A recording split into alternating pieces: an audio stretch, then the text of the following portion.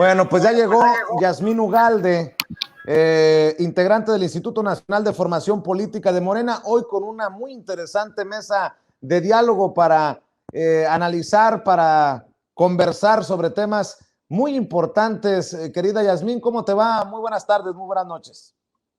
¿Qué tal? Buenas noches, Vicente, a ti y a tu auditorio. Agradecemos muchísimo el espacio y en efecto, el día de hoy queremos platicar, si bien ha habido una controversia respecto al regreso a clases, creo que amerita hablar a profundidad de lo que es el sistema educativo mexicano y de eso queremos hablar el día de hoy con ustedes. Claro que sí, y le doy la bienvenida a Gabriela González Ortuño, a la doctora Gabriela González Ortuño, doctora en estudios latinoamericanos por la UNAM. Gracias por formar parte de esta mesa de diálogo, doctora. Buenas tardes, buenas noches. Hola, buenas noches. Mucho gusto. Aquí estamos para conversar acerca de estos posibles futuros. Gracias, Óscar Isidro Bruno, director de formación y metodología para la asistencia social del Sistema Nacional DIF. Muchas gracias por acompañarnos, Óscar. Buenas tardes, buenas noches. ¿Qué tal? Buenas noches. Gracias por el espacio. También le doy la bienvenida a Víctor Manuel Torres, director ejecutivo de Monitoreo, Gestión y Enlace Institucional en la Secretaría de Inclusión y Bienestar Social de la Ciudad de México. Gracias, Víctor. ¿Qué tal? Gracias por la invitación. Buenas noches. Bueno, déjame iniciar contigo, Yasmín. Regreso a clases tan controversial cuando esos que hoy critican la posibilidad de que regresen a clases presenciales, los que quieran porque no es obligatorio, se quejaban también porque en algún momento no cerraban las escuelas. Ahora se invierten los papeles, total hipocresía, y creo que en la politiquería están nuestros hijos, nuestros estudiantes y obviamente nuestros maestros. Justamente, fíjate, algo, aquí lo hemos planteado muchas veces, estos conservadores, los que antes gobernaban este país, se oponen a todo. O sea, no hay cosa que les quede y les quede bien. Y de eso se trata, realmente incomodarles a tal grado que esas prácticas se vayan erradicando. Pero hablar del regreso a clases a mí me parece primordial, es algo que se va a ir dando, o sea, lo primero es aceptar que eso va a ocurrir y lo más importante, generar diálogos, generar espacios como el que hoy vamos a tener aquí con grandes expertos para hablar seriamente del regreso a clases. Habrá muchas carencias, habrá muchas cosas que criticar, habrá mucho que corregir, pero si no nos sentamos a verlo como una posible realidad y si no nos sentamos a discutirlo, no hay forma. Yo diría, por ahí podríamos empezar.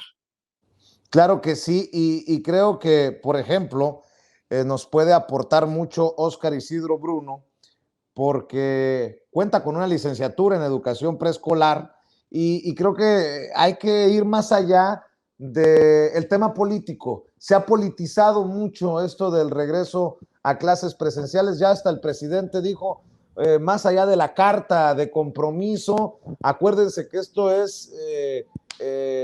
no es obligatorio. Dame tu opinión, Óscar, acerca precisamente de, pues de esto que le resulta tan complicado desde el mundo político entenderlo, asumirlo y digerirlo a muchos desde la oposición. Pues lo primero que quisiera comentar es que escuchemos las palabras que pronunció el representante de la UNICEF en México. Es un señalamiento internacional de felicitación al gobierno mexicano, la propuesta del regreso a clases. ¿Por qué? Porque realmente es muy importante. Más allá de las cifras que ahorita se están poniendo sobre la mesa y que son fundamentales, hay que reconocer a la escuela como un espacio de desarrollo integral para niñas, niños y adolescentes. Un espacio en el que van a convivir con otras personas, escuchar a otras personas, desarrollar herramientas de la mente e incluso actitudes de defensa ante estas situaciones que se señalan precisamente, bueno, en la mañanera, acerca de pues la violencia, el índice de suicidios, la situación del embarazo adolescente, la cuestión de la salud mental, la salud física. en la escuela los niños van a escuchar acerca de sus derechos.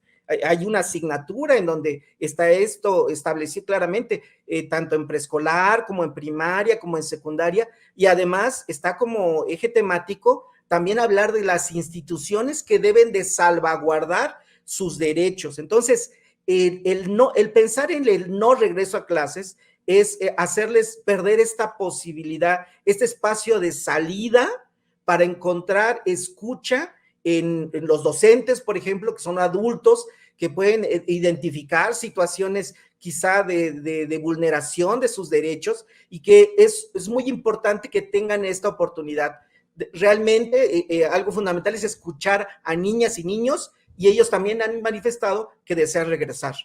Cerraría diciendo, además, es una cuestión voluntaria, así es que se salvaguardan dos derechos, el derecho a la salud, pero también el derecho a la educación. No hay disyuntiva, es falso que haya disyuntiva. Los dos derechos deben garantizarse y las familias y los tutores decidirán cuál será la mejor opción para cada caso.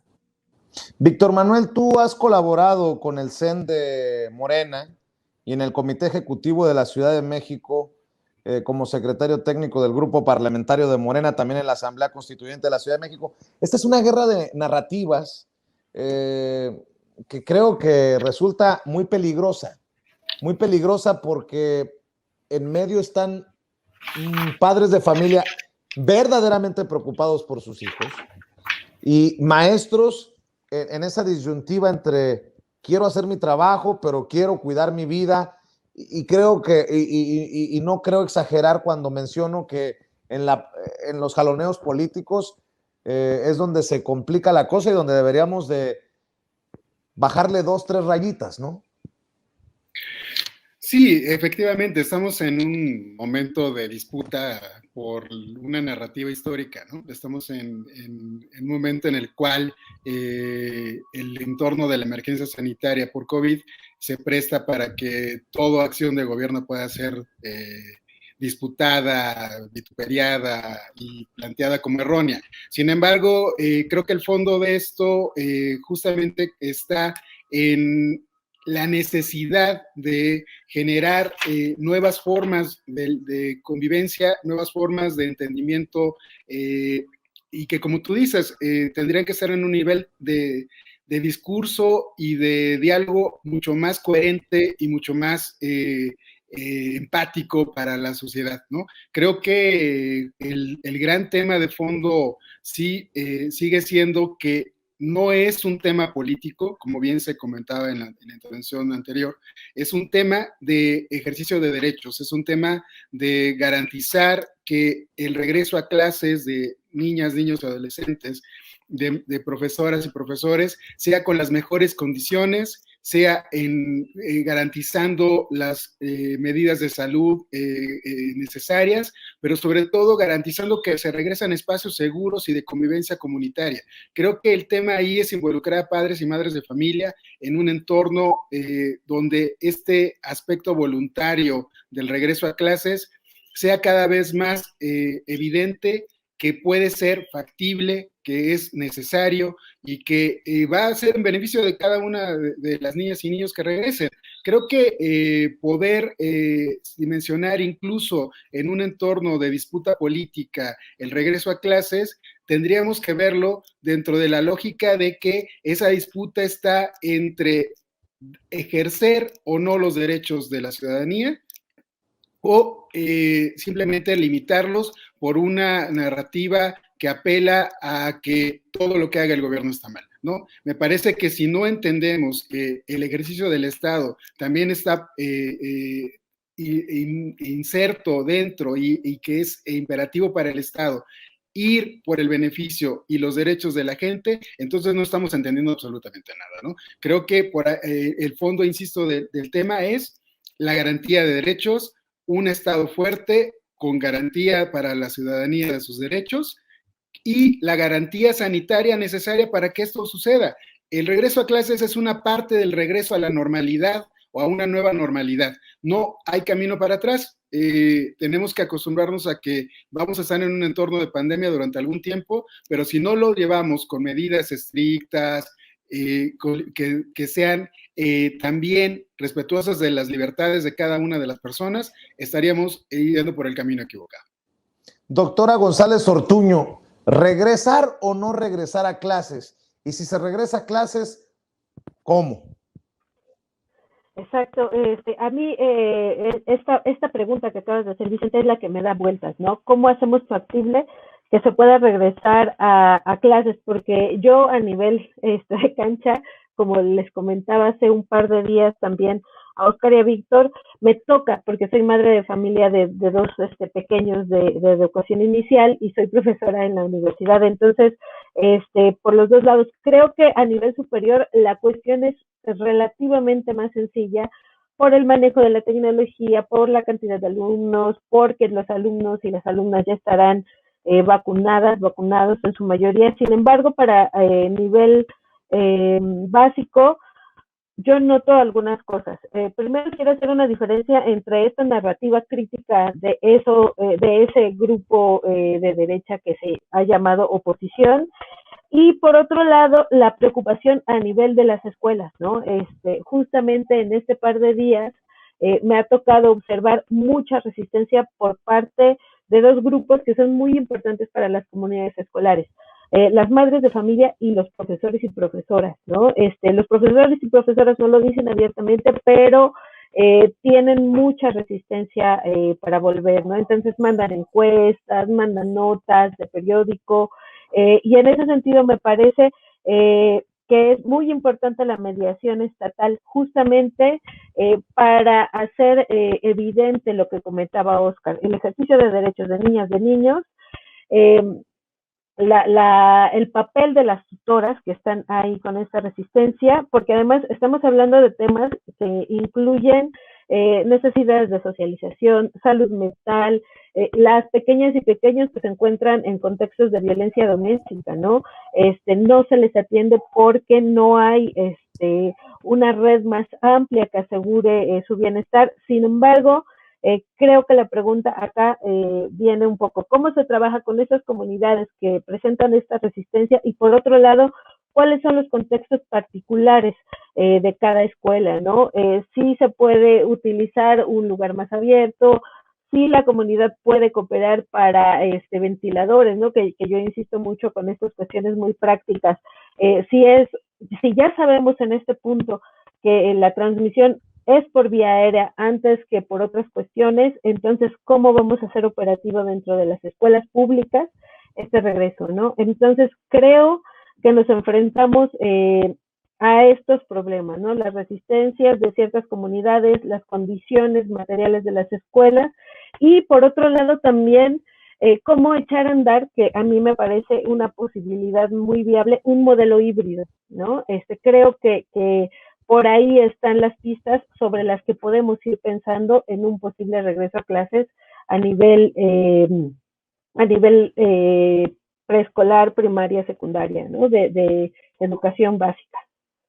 Así es. Yasmín Ugalde, ya que estamos hablando de escuelas, de estudiantes, de libros, de educación, hay otros temas que también son importantes. Justamente, hace unos días precisamente platicábamos de este tema. Hablar del regreso a clases inminentemente nos hace repensar esta deuda que tenemos con el sistema educativo mexicano. Y también recientemente el presidente, si bien ha estado empujando el tema del regreso a clases, también la semana anterior en esta celebración que se dio a partir de el tema de la conquista y esta discusión que hay, de hecho, álgida en redes sociales todavía, hay que hablar también desde esta mirada, desde el sistema educativo, qué hay en los planes de estudio, es decir, estamos ante este embate de narrativas. El presidente ha insistido que tenemos que sacar de raíz todas las ideas neoliberales que nos han inculcado y no las han inculcado desde el sistema educativo. Ese es otro tema. si bien vamos a regresar y vamos a regresar a qué, a los mismos contenidos o vamos a replantear una descolonización de los contenidos del sistema educativo, ¿no? Habría que platicar también un poco de eso y quienes hoy nos acompañan tienen también este tema muy en la mano, ¿no? Descolonización de los programas de estudios. ¿De qué estamos hablando, Oscar Isidro Bruno? Bueno, hay que reconocer que hay una manera de establecer los contenidos que llegan a la escuela, que se ha venido trabajando pues desde hace muchos años, porque México tiene una característica muy particular. De acuerdo a la Ley General de Educación, corresponde al Estado establecer planes y programas de estudio de preescolar, primarias y secundaria a nivel nacional. Es decir, los contenidos que se trabajan en Baja California Norte son los mismos que se trabajan en Yucatán, en la Ciudad de México, en Nuevo León, en todo el país. Esto significa entonces que hay un equipo encargado de elaborar estos contenidos. Durante años, la visión que ha prevalecido ha sido quizá más de carácter enciclopédica, y hay contenidos que tradicionalmente se han venido enseñando. Daré un ejemplo muy sencillo. Tenemos una visión quizá de la historia que dice que es la historia antigua, la Edad Media y la Edad Moderna, pero eso corresponde muy claramente a Europa o a una región del mundo, a una pequeña región del mundo, y no necesariamente corresponde con lo que los procesos históricos que se vivieron en China o en África o en toda América Latina. Entonces, es necesario mover la forma en la que están concebidos los contenidos, por un lado. Por otro lado, también hacerlo menos enciclopédico y reconocer que en muchas ocasiones la cantidad no significa calidad. Adicionalmente, hay formas distintas de enseñar. Puede haber una manera muy tradicionalista, muy vertical de enseñar, y hay que pasar a modelos más horizontales, en donde niñas, niños y adolescentes tengan la voz, puedan hacer asambleas, puedan tomar decisiones, puedan vivir la democracia de manera real, activa en la escuela, que puedan estar en comunicación con sus docentes y no de esta manera vertical autoritaria. Todo esto significa también descolonizar la escuela, descolonizar los contenidos y además modificar el plan de estudio significa modificar la forma en la que se prepara a los docentes, es decir, los contenidos de educación básica, pero también los contenidos de las escuelas normales, de los libros de texto, de los recursos didácticos, y pasar hacia cosas que están sucediendo en el mundo muy interesantes. En toda América Latina se habla ahora de decolonizar el conocimiento, quitarle esta visión eurocéntrica, y ahora yo también diría, un discurso muy importante es hablar de un pensamiento decolonial feminista, dándole importancia a lo comunitario, a lo femenino, a la participación de la mujer, y tener otros temas también en la agenda que tradicionalmente han sido relegados, como la participación de las comunidades originarias, los pueblos originarios, hablar de los procesos históricos que se vieron en México, incluso con otras categorías. Y también el modelo de ciencia quizá tendría que ponerse a discusión. Existen en la actualidad distintos modelos de lo que se entiende por ciencia. Todo eso implica repensar el currículum desde una perspectiva decolonial. Újule, Víctor Manuel Torres, con lo que nos acaba de exponer Oscar Isidro Bruno, se me viene a la mente lo que pudiera decir, no sé, una senadora de oposición que en algún momento estuvo en Morena, que llegó a su puesto por Morena, que este sería un golpe del dictador comunista para meterle a los chamacos su forma de pensar y de ver la vida. Ya me quiero imaginar también que muchos no estarían de acuerdo con este concepto de descolonización de los programas. ¿Tú qué piensas? No te escucho. Ahí está. Ok. Yo creo que muchos no estarían de acuerdo ni con este ni con otro tipo de planteamientos que se hicieran que fueran para quitarle todo el contenido no humanista a los libros de texto y a los contenidos didácticos, ¿no? Creo que el gran tema va a ser poder entender que en este proceso histórico en el que nos encontramos, estamos combatiendo a una tradición oficial que se formó a lo largo de 30 años de neoliberalismo, ¿no? Y que nos vendió una forma de entender la educación y una forma de entender los contenidos para las niñas y los niños en este país, que se centraba en solo ciertas cosas y que no era necesariamente entender el sentido comunitario que tiene este país. Creo que el presidente lo plantea hace unos días, ¿no? Con los libros de texto estamos quitándole un poquito lo neoliberal que traían, ¿no? Entonces, combatir esa visión neoliberal significa también descolonizar el conocimiento que nos han venido vendiendo. Significa tener nuevas narrativas, con nuevas ópticas, que incluir a otras voces, incluir a las comunidades indígenas, incluir a las mujeres, incluir a la diversidad que es este país, incluir la relación con el medio ambiente, incluir la relación que tiene que haber entre campo y ciudad, incluir la relación que tiene que haber entre las diferentes personas que constituimos esta nación. Creo que ahí entender que podemos pisar callos cuando hablamos de esto, sí, indudablemente, cualquier parte de la oposición seguramente estaría saltando con el impacto de que escucharan estas palabras que estamos diciendo acá. Sin embargo, el tema de fondo, insisto, es poder poner en el centro una nueva narrativa que esté formada de diferentes voces que somos en esta nación. Si no lo vemos así, si no lo entendemos así, estaríamos perdiendo la oportunidad histórica de darle vuelta a lo que se nos ha ido perdiendo durante más de 30 años de neoliberalismo. Creo que la oportunidad que nos da esta coyuntura de emergencia sanitaria, que coloca la necesidad de nueva distribución de libros históricos en un momento de cambio político, nos coloca en la posibilidad de colocar a las comunidades en un intercambio de interlocución directa con el poder, y eso significa acercar saberes propios de nuestras comunidades, de nuestras diferentes formas de ser en este país, para colocar cuál es el lugar de México en el mundo. Es decir, tenemos que poder entendernos de otra manera, para situarnos de otra manera al interior y también al exterior, porque si no, estaríamos perdiendo una oportunidad histórica de vernos y de hacernos de otra manera.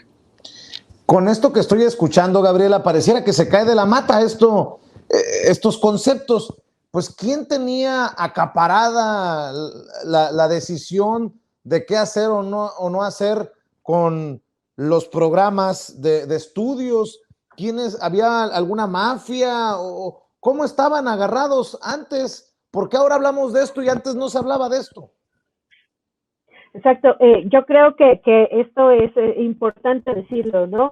Hay una serie de ONGs, lobby internacional, asociaciones de padres de familia vinculados a la extrema derecha, que han tenido la intención, sobre todo en los periodos neoliberales, de tener una injerencia en los programas de estudios, en las currículas, y todo esto que apunta a formar trabajadores y trabajadoras, no cuestiones comunitarias, no alguna forma de reciprocidad social, para nada, o sea, lejanísimo del modelo de descolonización, ¿no? Hay un libro muy interesante que se llama La pedagogía del capital, de Mauro Jarquín, en donde justamente desmenuza, ¿no?, cuál es el papel de todas estas asociaciones. Él hace una cartografía muy interesante, porque no son intereses casuales, ¿no? Por supuesto, estos proyectos educativos alternativos, o este gran proyecto educativo amplio que implicaría un proceso de descolonización, va en contra de los procesos de acumulación del capital, ¿no? Y en ese sentido, estos son proyectos que tienen lógicas absolutamente distintas, porque, como ya mencionaron Óscar y Víctor, ¿no?, se trata de un proyecto de inicio eurocentrado, o no eurocentrado ni norcentrado, es decir, echar los ojos, la mirada a una educación popular, a la medicina tradicional, a saberes comunitarios, a las lenguas originarias del país. ¿Qué implicaría eso? Implicaría poner una jerarquía de saberes al mismo nivel que los que se generan en otros espacios geográficos y que se presentan como universales al resto del mundo, ¿no? Esto implica ser menos adultocéntricos, una cultura antirracista, que también es lo que habíamos comentado en una charla anterior.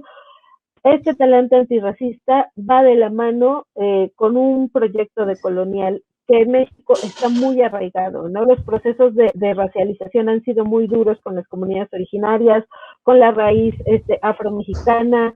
Necesitamos una educación antipatriarcal y claro, este tipo de propuestas van contra los intereses de estos grupos que han tenido una injerencia muy importante y que no dejan, no cesan en este esfuerzo de mantenerse como voces importantes al momento del diseño de currículas, al momento de crear modelos de cómo enseñar, ¿no? Las estrategias didácticas, etcétera. Entonces creo que estamos ante una oportunidad histórica de empezar a repensar otro tipo de educación, ¿no? No es una cosa fácil, no se va a dar de la noche a la mañana, pero hay que empezar a trabajar o a pensar sobre ello. Así es, y Yasmín, el presidente Andrés Manuel López Obrador en la mañanera hace poco hablaba de un par de libros de texto gratuitos con un enfoque humanista, habla mucho de civismo, de educación cívica, el presidente Andrés Manuel López Obrador, y mucho de lo que se dejó en el camino en las últimas décadas en la educación gratuita en nuestro país. Se retoman esta nueva visión en los libros de texto y eso también es importante señalarlo. Justamente, es que volvemos a lo mismo, regresar a la escuela ¿para qué? ¿Cómo? Fíjate algo bien interesante. Lo que pasa es que cuando nos preguntan, que de eso se trata un poco la democracia participativa, cuando se nos pregunta un tema importante, cuando se nos pone la decisión de este lado, ¿no? O sea, como en este caso, el regreso a clases depende de tu voluntad, ¿no? Cuando existe este ejercicio, nos nulifica porque no ha habido realmente un aprendizaje que nos lleve para allá, ¿no? Pensar un poco en estos contenidos precisamente humanistas que quiten de tajo estas ideas racistas, sectarias, que están ahí instauradas, lo decía ahorita Gabriela. Es necesario también no solamente regresar a clases, sino que haya una reestructuración profunda, de raíz. Y cómo no, pues sí, como ya bien lo ha mencionado el presidente, está también los libros de texto, ¿no? Ahí también hay que hacer una modificación y no es algo lejano, es algo ya que ya está. De hecho, quienes, sobre todo Óscar, es quien tiene eh, la sensibilidad para podernos platicar el tema de los libros de texto, porque precisamente, ahorita hablabas de esta senadora, el tema no es un adoctrinamiento, el tema es un aprendizaje distinto, el tema es darle su justa medida, su justo valor a los aprendizajes que ya se tienen y que están adquiridos allí en la comunidad, ¿no? Fíjate, algo de lo que platicábamos era esto de para regresar a clases habrá que involucrarse de muchas maneras y platicábamos en algún momento que ya hay un involucramiento, por ejemplo, de las madres de familia y que no es reciente, ya ha sido de antaño cómo se involucran las madres de familia para las distintas etapas que ocurren en el sector, en las escuelas. Necesitamos no nada más saber que eso existe, hacerlo visible y darle ese justo espacio, ¿no? A mí me parece que el tema educativo, el hablar de esto, es un tema bastante integral que nos podría explicar mucho de lo que empuja la cuarta transformación. Claro. Óscar, es más, se ha lanzado hasta convocatoria para diseñar los libros de texto gratuitos. Ya me imagino a los que criticaron la maqueta del Templo Mayor con todo, hasta por eso. Sí, también en esta parte también es fundamental recordar la historia. La historia le choca a la derecha y al conservadurismo. Nos lo platica Carlos Monsiváis en un artículo que está en el libro Historia General de México, del Colegio de México, y nos dice que históricamente hay dos sectores que han enfrentado al conservadurismo y que han puesto adelante las ideas pues de cambio. Son los estudiantes, por un lado, y el otro sector son los docentes, los maestros, y de ahí que tanto se les ataque. les da mucho miedo que los docentes se involucren en los procesos. Lo que está pasando es que se está rompiendo con un modelo en el cual se concebía que el libro de texto tenía que ser producto de un trabajo desde el centro de la ciudad, ¿no? Desde el centro de México, y además por unos cuantos que siempre participaban en los procesos, como desconfiando de que más personas participaran. Ahora con la convocatoria se rompió con esto. La idea es que se puedan involucrar la mayor cantidad de profesionales preocupados por el tema educativo. La mayor cantidad, por ejemplo, también de personas con experiencia. La convocatoria incluía a docentes jubilados que en muchas ocasiones hacen clubs de lectura, hacen actividades en los estados, realizan actividades educativas, ya fuera de la escuela, pero por el interés por la educación. Esta convocatoria los incluía para que pudiesen dar su experiencia y su aporte. Los normalistas, tanto egresados de las escuelas normales, públicas y privadas, como los normalistas que se estaban formando también. A otros profesionales que ya sea que porque tengan hijos, porque tengan alguna experiencia y quieren compartirla, se podían sumar a la convocatoria. Es decir, es una idea que apuesta más a regionalizar también el conocimiento, que no solamente sea desde la Ciudad de México donde se conciban los contenidos y el diseño de los libros de texto. Esta es una visión además que la derecha, el conservadurismo, quiere ubicar como algo estrafalario cuando en realidad tiene una raíz histórica en la educación, porque fue un proyecto también de Torres Bodet. El libro de texto ha sido un esfuerzo del gobierno mexicano, una visión que tiene que ver con poder hacer más equitativas las condiciones, las posibilidades educativas de los estudiantes, pero no hay por qué pensar que el modelo de pagarle a unos cuantos especialistas es la única manera de garantizar que el libro de texto esté bien hecho.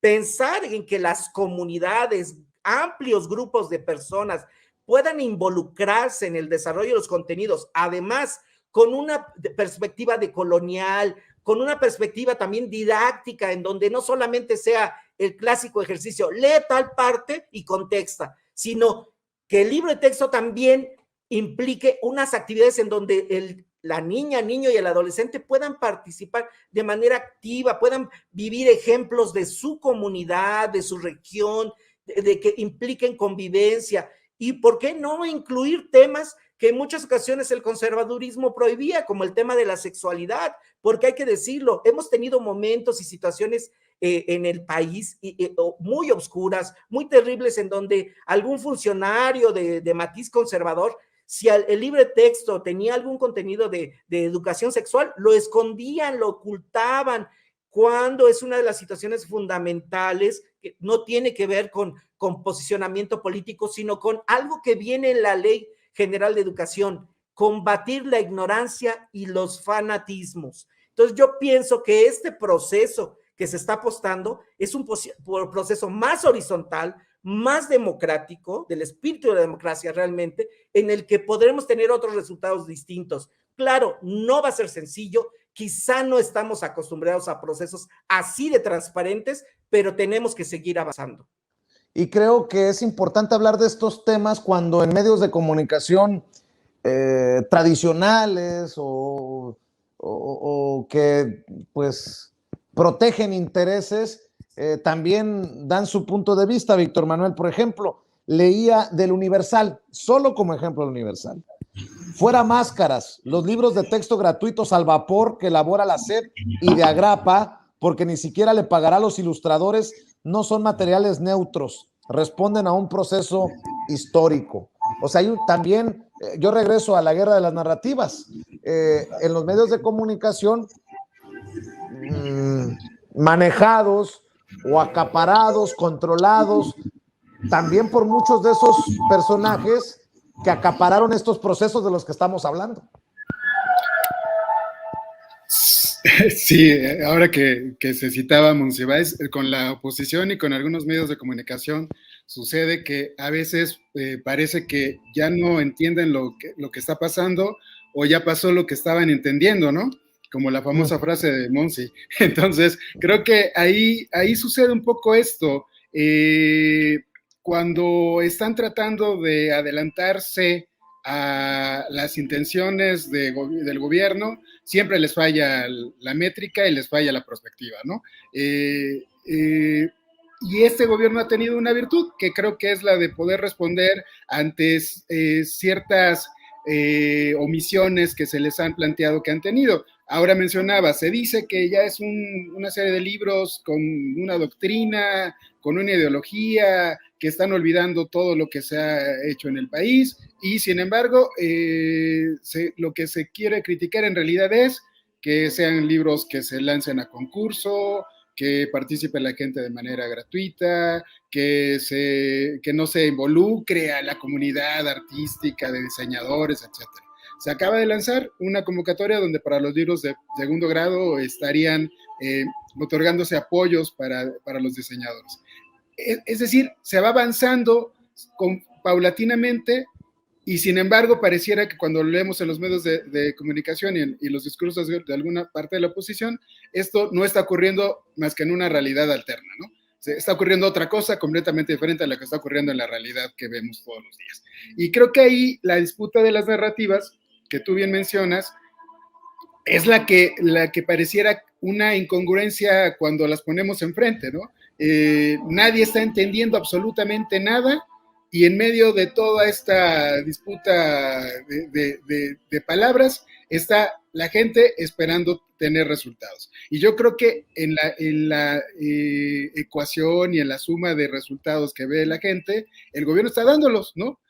Tú decías hace un momento, se critica la maqueta en el Zócalo, pero la gente viene a verla y está hablando, tú oye a la gente en la calle, están hablando del tema de la conquista como algo que les está haciendo relevante. Hoy yo tomé un transporte público y el conductor me decía, está muy interesante el tema de saber por qué no los tlaxcaltecas no fueron necesariamente unos traidores como nos han dicho, es que los españoles se aliaron con ellos y los supieron convencer.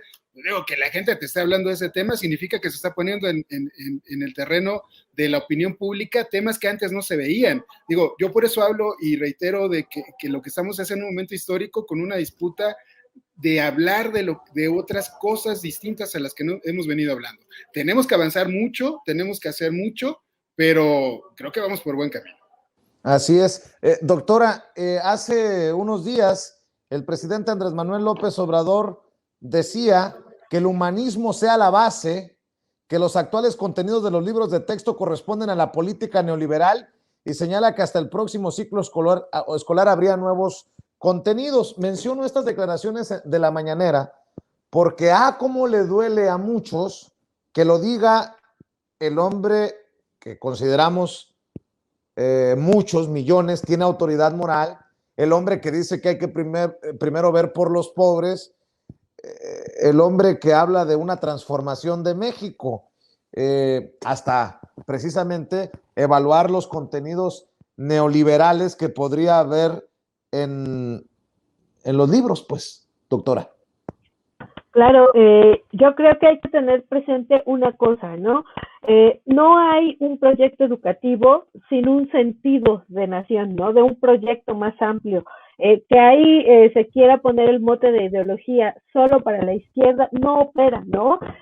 Todas las posturas de derecha tienen un trasfondo ideológico. Que quieran neutralizarlo, quieran decir que no es verdad, es otra cosa, ¿no? Están ocultando algo que desde el punto de vista de la ciencia política es muy evidente.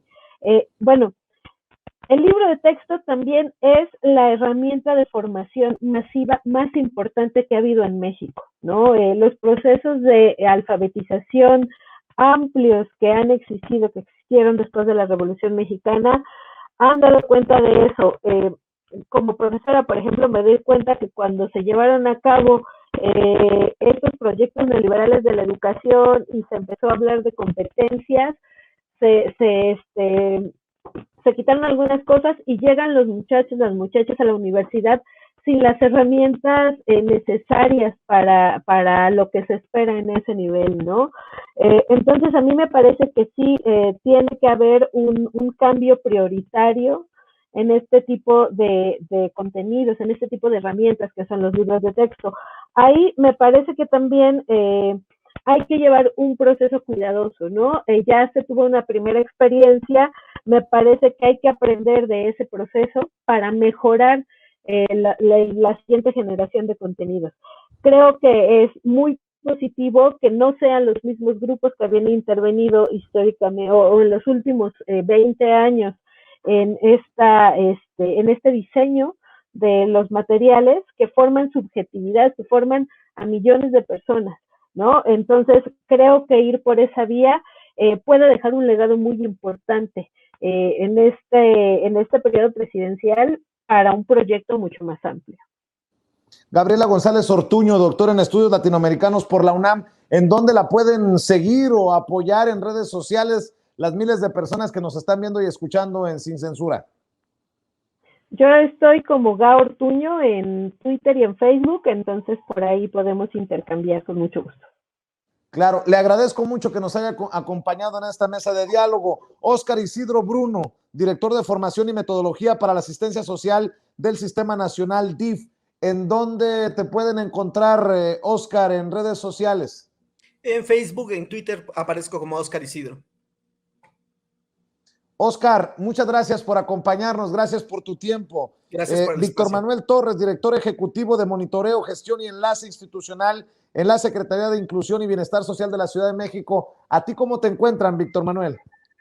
En Facebook, si ponen Víctor Manuel Torres, ahí aparezco, y en Twitter aparezco con un nombre un poquito más elaborado que ese Gosh of Course, pero como Víctor Torres también aparezco. Muy bien, pues te agradecemos, Víctor, por acompañarnos. Yasmín Ugalde, ¿con qué reflexión cerramos en este cuarto grado? Pues a mí no me queda más que decir e insistir en esta frase que López Obrador ha recalcado infinidad de veces, es decir, que el pueblo es sabio. Esta anécdota que nos cuenta Víctor, el pueblo está muy politizado y lo único es hablar del sistema educativo, es solamente darle ese espacio, ese justo espacio a todo el conocimiento que ya está ahí vertido y todo lo que ahí se genera, ¿no? A mí me parece muy importante que este diálogo no se quede solamente en espacios como este, sino que lo llevemos a las comunidades educativas, a los espacios en las colonias, en la ruralidad, lo llevemos a todos los espacios. Es digno de comentarse y es una deuda, aparte una deuda más histórica que si no la logramos en este periodo de transformación, difícilmente vamos a poderla subsanar. Y me despido, muchísimas gracias por el espacio, Vicente, como cada viernes, a ti y a tu auditorio, sin antes de irnos, invitarles también a que sigan los contenidos del Instituto Nacional de Formación Política en sus plataformas, tanto en Twitter como en Facebook, y en esta plataforma que les hemos insistido en muchas ocasiones que nos visiten, así Morenflix, como el otro, pero en Chairo. Muy bien, pues te mando un abrazo, Yasmín, nos vemos el próximo viernes o antes si lo amerita la noticia. Cuídate mucho.